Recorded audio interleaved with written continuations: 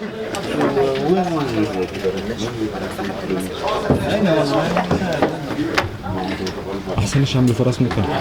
Israeli government yesterday decided upon the votes in the Knesset to deduct the amount of money for the salaries of prisoners and martyrs. And the Israeli government yesterday decided to announce and to tender 1,000 housing units for settlements in Jerusalem. These Israeli decisions tantamount to the destruction of the Palestinian Authority and to really make the Palestinian Authority without any authorities and to continue making their occupation cost-free and at the same time continue the separation between the West Bank and Gaza, because I think the ultimate aim for the Trump and Netanyahu teams is to destroy the Palestinian National Project, to destroy the two-state solution in 1967 and replace it with what they say one state, two systems, apartheid. This is not workable, this will not fly, and this will not be acceptable. And on May, we have resolutions issued by the Palestine National Council. I can assure you that almost 80 to 85% of these resolutions and decisions were implemented, including the referral to the ICC, the International Criminal Court, including the going to the Security Council and the General Assembly on the issue of providing international protection for the Palestinian people. Also, in terms of the Human Rights Council, the three issues that are required to preserve Article 7 for Palestine, to form an investigation committee on the crimes committed against the return demonstrations, and also to have the database issued by the Secretary General of the UN on the international companies that operate and have business with the Israeli illegal settlements. We also are preparing a file for the International Court of Justice, just with one simple question on President Trump's decision to recognize Jerusalem as Israel's capital and to move the embassy there. We believe that this is a flagrant violation of international law. We believe that the decision is null and void, and we will make our submission to the International Court of Justice, hoping very soon to hear from them their decision on this issue.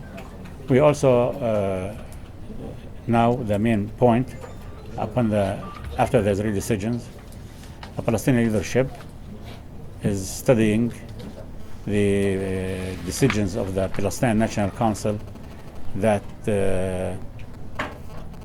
called for defining Palestine-Israel's relations, security, economic, and political, meaning the transfer from the stage of a Palestinian Authority to the state of Palestine, meaning that with the continuation of the destruction of the Palestinian Authority, it's time for Mr. Netanyahu to shoulder the responsibilities, all his responsibilities, as the occupying power in the West Bank, Gaza, and East Jerusalem. The current situation is not sustainable, will not be sustainable. Israeli decisions will not be acceptable to us under any circumstances, especially in view of the encouragement of the Trump administration to the Israeli actions about announcing the settlement activities, about considering settlements as legal, about refusing to say a two-state solution, about cutting the aid of the Palestinians, declaring that the PLO is a terrorist organization. All these instruments of pressure on us from the Trump administration is part of what they call the deal of the century, in order to have Palestinians capitulate and accept the dictations of the Americans and the Israelis. We did not seek to have any confrontation with the U.S. The United States decided to leave the negotiating room to the dictating room, and they began dictating with Jerusalem. The second issue for them now is to drop the refugee question from the negotiating table by drying the sources and support for UNRWA, United Nations Relief and Work Agency, which they're doing, and then to move on accepting the annexation of Israeli settlements, illegal settlements in the West Bank and East Jerusalem. And then, in security, the Americans are very clear when they said Israel should have the overriding security responsibilities on the international water, airspace, and international crossings for Palestinians. So the main theme, the main crust of the deal of the century is to destroy the concept and the idea of a two-state solution. And this will not be accepted by any Palestinians. Yesterday, an Israeli murderer, soldier named Elor Azaria, who murdered in cold blood Abdel Fattah al-Sharif, the wounded Palestinian. He executed him when he was on the ground and then was released within weeks. He received the hero's welcome in Hebron yesterday with the encouragement of the Israeli government. And this is encouraging Israeli soldiers to kill Palestinians with impunity. And this is why we're seeking international protection.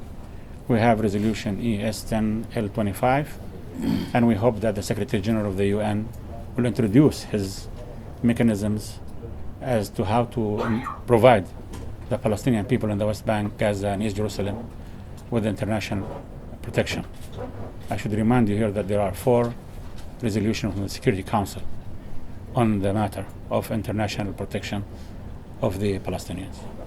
Palestine was elected recently to head the Group of 77, the UN, as of January 2019, and we may apply for the General Assembly to upgrade the status of Palestine. We're an observer state. We need to upgrade ourselves in order to succeed in the mission of presiding over the Group of 77. I think we need an upgrade, especially on the right of the state of Palestine to vote. And I hope that the international community will coordinate with us. Our position, we stand shoulder to shoulder with the international community, with the international law, international legality, the peaceful vision, strategic peaceful vision of President Mahmoud Abbas, which he introduced to the UN Security Council in February 20th, 2018, the Arab Peace Initiative. We remain committed to the principles of international law. We remain committed to solving our problem through peaceful means. Unfortunately, we don't have a partner in Israel. We don't have a partner in the US, because the US has disqualified itself from any role in the peace process. And with their behavior, they cannot be mediators, they cannot be facilitators, they cannot even be go-between. That was their choice. That wasn't our choice. I want to end by saying it is a very critical period, and as we study these options and the option of defining the relations with Israel and having the Israeli government, the occupying power, shoulder its full responsibility in the West Bank, Gaza, and East Jerusalem as the occupying power, we will be informing the Arab countries, the European Union, the Organization of Islamic States, the Non-Aligned Movement, the African Union, and the Latin American and Caribbean countries of this move. We have been coordinating our positions very closely with all these blocs, and we appreciate their stands with us. It's not just a matter of counting who's with you, who's against you. I think there are 191 nations in the United Nations that refused the Trump's administration's violation of international law by recognizing Jerusalem as Israel's capital. Unfortunately, Paraguay and Guatemala chose the wrong side of history, and that will be recorded as far as they're concerned. But the rest of the world stood tall with us, shoulder to shoulder with us, on international law and the rule of law, because the international community is determined to continue solving problems through peaceful means and not through the means